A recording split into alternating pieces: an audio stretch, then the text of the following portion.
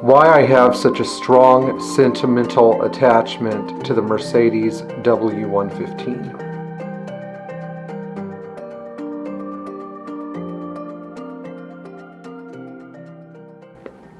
It's interesting how when we are in our youth, our teens and our 20s, the things that we love the most are often the things that we keep for the rest of our lives. I had this friend in high school named Chelsea, and Chelsea said the music you listen to when you're in your teens and your early 20s is the music you listen to for the rest of your life. And it's interesting because I thought about that in several different contexts. And I think the most obvious one is that the car that I loved the most in my teens and my 20s, which was the Mercedes W115, is the car that I still kind of have the greatest fondness for, even at this point when I'm 38 years old.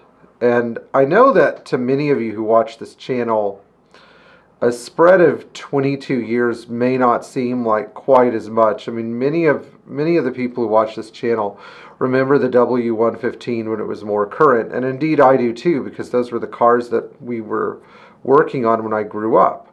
But our fondness, at least in the Hedary family, for the W115 as like a family car when we were growing up versus the car that I experienced the beginnings of my adult life in when I was 16 and I put my 74 240D on the road, up to the point where I stopped driving a W115 when my 220D had such terrible rust issues I really couldn't drive it anymore. And at that time I think I was about 23 years old when I said that the 220D was too rusty to drive. I never had another one after that, and it's probably because most of the ones I found needed so much work. I just have not found the time or the energy to restore my first 240D yet. I really don't know how I'm going to find it, but at some point I'm going to have to. It must be done. So I never got rid of my first car.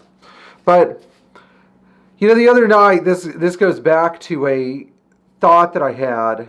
And I went to the Social in downtown Orlando. If any of you have ever been there, I saw one of my favorite bands. I saw Copeland. Never thought I would get to see them play their first album, Beneath Medicine Tree, from start to finish. So it was a really interesting album, and seeing it gave me all these memories of when I would listen to that album and drive my 1969 220D from Orlando to Lakeland. And back then, that car, like, I did drive it on I-4, but the trip on I-4 was really boring, and this is before State Road 17 was built up with, rows and rows and rows and miles and miles and miles of housing developments. And so it was actually kind of an interesting drive. And so Trevor, my roommate, and I would go to Lakeland, and, I would go hang out there. I had friends there and everything. And so I was thinking about the W115 and how that car fit into my life as a young adult. And it's really interesting because I think that everybody who's into cars has that car. They have that one specific car that they sort of remember, like their grandmother's 126 or their uncle's 116 or their parents' W123. A car that is so burned into their memory that they almost can't imagine going through the rest of their life without having that car again. I'm not saying it's like that for everybody, but a lot of people have this sort of deep and honestly very emotional and familiar, as in the word family, attachment to some of these cars. And I think that that's where the W115 stood for me. It was like my first taste of freedom occurred because I had my 240D, my first, I don't know, maybe some of my first experiences where I didn't have to turn my music down because I didn't think my parents would like it, or I'd think it was weird, or the first time I decided that I was just going to tell my dad to shove it and go, hide from him and go do whatever I wanted. I remember one time me and one of my friends were going to the beach, and my dad saw us and pulled the car over and said to me, "You better go take her home, and you need to go home too." And my dad screamed and yelled at me, and I said to myself, um, maybe I don't know, it was just funny because the iconic centerpiece of that memory is my dad trying to run my 240D off the road with his pickup truck. It was just such a strange thing. So my dad's truck at the time was this big red 84 F-250 diesel super cab. And it's like one of those trucks that you think of that was being driven by some crazy redneck. But no, the crazy man behind the wheel was actually my father.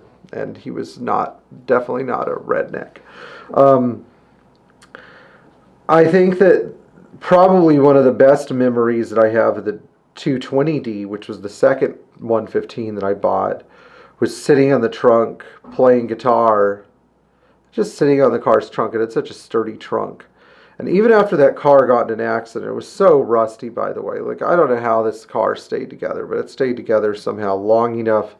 It stayed together long enough for me to get my use out of it. I put almost 100,000 miles in that car in 4 years. I mean, I drove that car so much. I was driving the car 38 miles one way to work every day, plus like another 20 or so miles one way to go pick up parts in Longwood, plus customer visits. I mean, I would literally just watch the odometer on this thing flip and flip and flip, and it was a marvel to me how it kept running with basically oil changes and valve adjustments and occasionally the replacing of a fuel filter. It was just an amazing car, and I think that's sort of what endeared me to it. The car was so resilient and kept going, and it sort of reminded me of the situation I was dealing with, where really I had to be self-reliant for almost everything. At the time it was not easy, so it was like that car just sort of stuck with me. But anyway, if you have an iconic Mercedes you remember that you were driving in your early 20s, it doesn't have to be anything classic. It can be a W202 or 210 or whatever. Tell us a little story in the comments below. And if you guys remember a Mercedes from your youth and you haven't pursued that dream yet, I would encourage you to do it, because it's very cathartic. It makes you feel young again, especially when you've pulled off 2 rusty fenders and you're like, what's next? What am I going to fix on this car next? I don't know. But thank you. Please like, share, and subscribe to this channel. And I hope I gave you some pleasant memories about your first Mercedes to think about.